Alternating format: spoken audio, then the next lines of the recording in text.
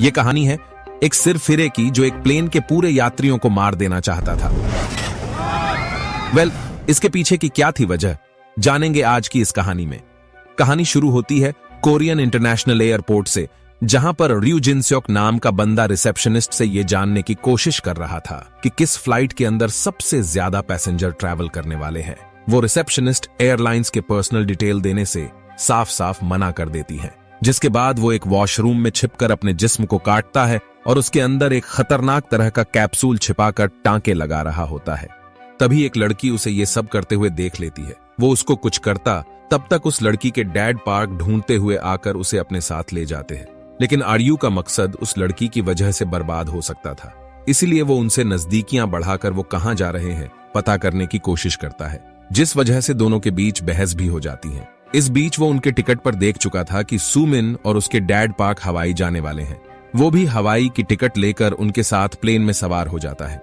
सब कुछ क्लियर होने के बाद फ्लाइट स्काई कोरिया 501 हवाई जाने के लिए टेक ऑफ कर जाती है, जिसके तुरंत बाद र्यू वॉशरूम जाकर वो कैप्सूल अपने जिस्म से बाहर निकालता है और इनहेलर में फिट कर पूरे वॉशरूम में फैला देता है, जिसके चपेट में आते ही एक पैसेंजर को खांसी होने लगती है। उसके जिस्म पर छाले पड़ जाते हैं और कुछ देर बाद उसकी एक आंख फूट जाती है। उन पैसेंजर्स में एक डॉक्टर भी थी जिसे पता ही नहीं चल पाता कि उसको हो क्या रहा है, और वो उनके सामने तड़प तड़प कर मर जाता है, जिस वजह से पूरे प्लेन में डर का माहौल बन जाता है। सभी पैसेंजर्स डरे हुए होते हैं।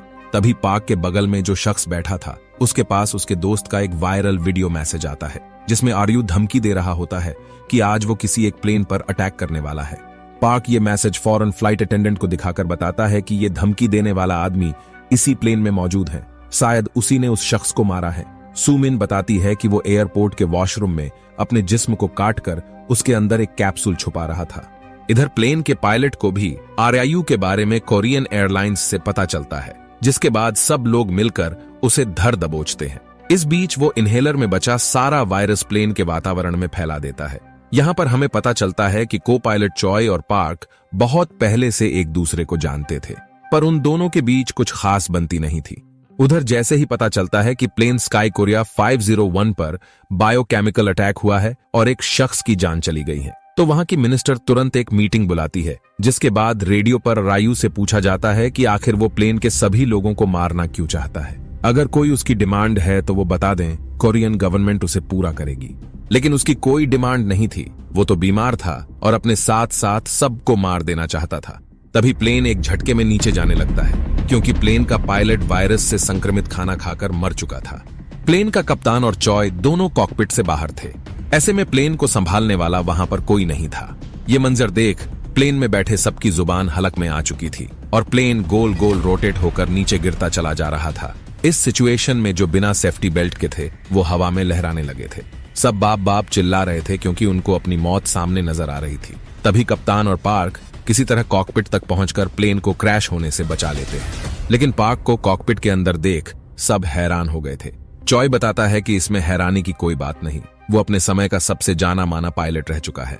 इधर सबकी हालत खराब थी, सबके चेहरों से रंग उड़ चुके थे। वहीं आर्यू भी मर चुका था। दूसरी तरफ इस केस की छानबीन करने के लिए पुलिस कमिश्नर कू को लगाया गया था, जिनकी वाइफ भी इसी प्लेन में सफर कर रही थी। कमिश्नर हर हाल में अपनी वाइफ को बचाना चाहते थे, इसलिए रायू का कच्चा चिट्ठा निकालकर उसके लैब पहुंच जाते हैं, जहां पर वो इस खतरनाक वायरस SC1 को और घातक बनाने के लिए चूहों पर एक्सपेरिमेंट करता था। वीडियो में एक चूहा जो इस वायरस से ग्रसित था, उसके संक्रमण से कंटेनर के सारे चूहे इन्फेक्टेड होकर मरने लगे थे। कुछ ऐसा ही हाल प्लेन में बैठे यात्रियों के साथ भी होने लगता है। एक यात्री को चक्कर आ रहे होते हैं, तभी एक एयर होस्टेस को दौरा पड़ने लगता है और देखते ही देखते वो तड़फड़ाकर दम तोड़ देती है। किसी को कुछ समझ नहीं आ रहा होता कि आखिर ये सब हो कैसे रहा है। यहीं पर बैठा एक यात्री प्लेन की एक वीडियो बनाकर एयरलाइंस के इंटरनेट सर्विस की मदद से एक न्यूज चैनल के पास भेज देता है, जिससे ये खबर आग की तरह फैल जाती है। न्यूज के बाहर आते ही मीडिया वाले मिनिस्टर ऑफिस के बाहर पहुंच जाते हैं, इसलिए उनको जवाब देना पड़ता है। मिनिस्टर बताती है कि प्लेन पर बायो टेरर अटैक हुआ है। ये वायरस बहुत खतरनाक है, जिससे टेररिस्ट आर्यू और एक पायलट की मौत हो गई है। फिलहाल प्लेन यूएस टेरिटोरी में फ्लाई कर रहा है। हम यूएस गवर्नमेंट से बात कर जल्द से जल्द प्लेन को लैंड कराने में जुटे हैं, पर उन्हें धक्का तो तब लगता है जब यूएस गवर्नमेंट प्लेन को अपने यहां लैंड करने की परमिशन ही नहीं देती। क्योंकि इस वायरस का कोई वैक्सीन नहीं था। ऐसे में कोई भी देश अपने नागरिकों की सुरक्षा के लिए खतरा मोल नहीं ले सकता था। इससे पहले कि प्लेन में कोरिया लौटने तक का फ्यूल ना बचे, प्लेन को वापस कोरिया बुला लिया जाता है। वहीं प्लेन के वापस लौटने और बायो टेरर अटैक की न्यूज सुनकर यात्रियों में हड़कंप मच जाता है, क्योंकि सबको पता चल चुका था कि यहाँ पर एक बेहद ही खतरनाक वायरस फैल चुका है।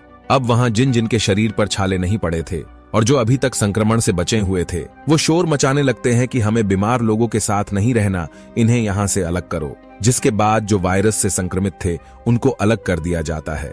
इधर पुलिस कमिश्नर को जैसे ही पता चलता है कि आरयू 4 साल पहले एक फार्मा कंपनी ब्राइकॉम में काम करता था, वो तुरंत वहां पहुंचते हैं, पर ब्राइकॉम की सिक्योरिटी गार्ड्स उनको अंदर जाने नहीं देते। कंपनी के सीईओ साफ साफ मना कर देते हैं कि इस घटना से उनका कोई ताल्लुक नहीं है। आरयू 4 साल पहले ही नौकरी छोड़ चुका है। उधर प्लेन में डेथ की संख्या लगातार बढ़ती जा रही थी। वायरस के संक्रमण से प्लेन के कप्तान भी मारे जाते हैं। कुछ देर बाद ब्रिकॉम की एक महिला कर्मचारी चुपके से कमिश्नर को फोन करके बताती है कि यहाँ के एम्प्लॉई सुंग हुन ने आरयू के साथ मिलकर इस घटना को अंजाम दिया है। वो रियू का न्यूज सुनकर ऑफिस से ऐसे भागा जैसे कोई अपराधी पुलिस से बचकर भाग रहा हो। ये सुनते ही कमिश्नर तुरंत सुंग हुन के घर पे छापा मार देते हैं, पर वो खिड़की से कूदकर भागने लगता है, जिसका पीछा करते हुए कमिश्नर के गाड़ी का एक्सीडेंट हो जाता है। उन्हें बचाने के चक्कर में सुंग हुन पकड़ा जाता है और बताता है कि इसमें उसका कोई कसूर नहीं, आरयू ने उसको बेवकूफ बनाया है। 4 साल पहले वो ब्राइकम फार्मा कंपनी में एक सीक्रेट प्रोजेक्ट का इंचार्ज था, जिसमें SC1 वायरस से इन्फेक्ट होकर 3 रिसर्चर्स की मौत हो गई थी। ब्रिकम कंपनी एक्सपोज होने वाली थी, इसलिए तीनों रिसर्चर्स के मौत को एक्सीडेंट बताकर मामले को दबा दिया गया और आरयू को कंपनी से निकाल दिया। वो अपनी नौकरी और रेपुटेशन वापस लेना चाहता था। संग हुन उसके बहकावे में आकर कंपनी से SC1 वायरस चुराकर उसे दे दिया। उसे नहीं पता था कि इसका इस्तेमाल वो ब्रिकम कंपनी से बदला लेने के लिए करने वाला है। कमिश्नर कहते हैं कि अगर ये 4 साल पहले की घटना है तो अब तक तो ब्रिकम फार्मा ने इसका क्योर ढूंढ लिया होगा। जिसके बाद मिनिस्टर और बाकी अधिकारी वहां पहुंचकर ब्रिकॉम के सीईओ को ऑफर देते हैं कि अगर वो वायरस का क्योर उन्हें सौंप दें तो उनकी कंपनी का ये सीक्रेट छिपा रहेगा, अन्यथा कंपनी का दिवाला निकलना तय है। ब्रिकॉम के पास उसका क्योर मौजूद था, इसलिए वो सीईओ उनकी बात मानकर मीडिया में घोषणा करता है कि इस वायरस का क्योर उनके पास मौजूद है। उधर को पायलट चॉय के शरीर में भी वायरस फैल चुका था। वो प्लेन उड़ाने के हालत में नहीं थे, इसलिए आगे का सफर तय करने के लिए पार्क को बुला लेते हैं। हालांकि वो उसको पसंद नहीं करते थे, क्योंकि कुछ साल पहले एक प्लेन दुर्घटना में उनकी वाइफ की मौत हो गई थी और उस प्लेन का कप्तान पार्क था, जिसने सबको बचा लिया, पर चॉय की वाइफ नहीं बच सकी थी। तभी खबर मिलता है कि उन्हें वायरस का वैक्सीन मिल गया है, जिसे सुन प्लेन में खुशी की लहर दौड़ जाती है। पर जल्द ही ये खुशी मातम में बदलने वाली थी, क्योंकि प्लेन में शायद ही इतना फ्यूल बचा था जिससे कि वो कोरिया के किसी एयरपोर्ट तक पहुंच सके। इसलिए चॉय अपने सबसे करीब जापान के नारिटा एयर ट्रैफिक कंट्रोल से संपर्क करता है और इमरजेंसी डिक्लेरेशन की घोषणा करके नारिटा एयरपोर्ट पर लैंडिंग के लिए इजाजत मांगते हैं। लेकिन वायरस का क्योर मिलने के बाद भी जापानीज गवर्नमेंट उन्हें अपने किसी भी एयरपोर्ट पर लैंड करने की परमिशन नहीं देती। इसके अगले ही पल जापानीज लड़ाकू विमान उन्हें चारों तरफ से घेर कर चेतावनी देने लगते हैं कि अगर उन्होंने यहां लैंड करने की कोशिश किया तो प्लेन को हवा में ही उड़ा दिया जाएगा। तभी चॉय बेहोश हो जाता है, जिससे प्लेन एकाएक नीचे जाने लगता है। किसी तरह पार्क प्लेन को कंट्रोल कर वापस कोरिया की तरफ उड़ा ले जाता है, पर अब इनकी मुश्किलें और बढ़ चुकी थीं, क्योंकि अमेरिका और जापान के साथ साथ कोरिया के लोग भी इस प्लेन को कोरिया में लैंड करने से रोकने के लिए जगह जगह प्रोटेस्ट करने लगे थे। अधिकारियों को भी संशय था कि कहीं वैक्सीन फेल हुआ तो क्या होगा। ये सुन कमिश्नर अपनी पत्नी को बचाने के लिए ब्राइकम के लैब जाकर अपने ऊपर SC1 वायरस इंजेक्ट कर लेते हैं, ताकि सबको पता चल सके कि वैक्सीन काम कर रहा है या नहीं।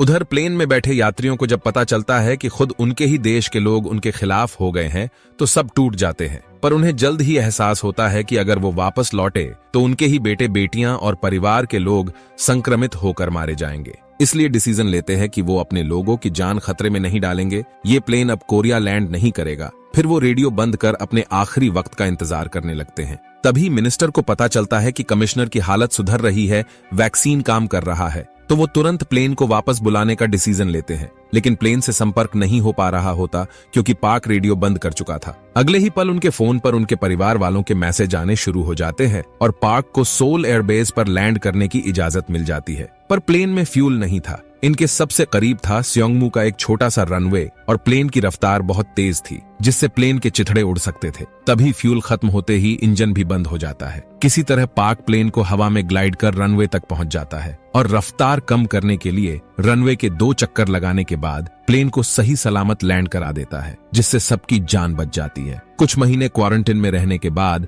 वैक्सीन लेकर सब नॉर्मल हो जाते हैं।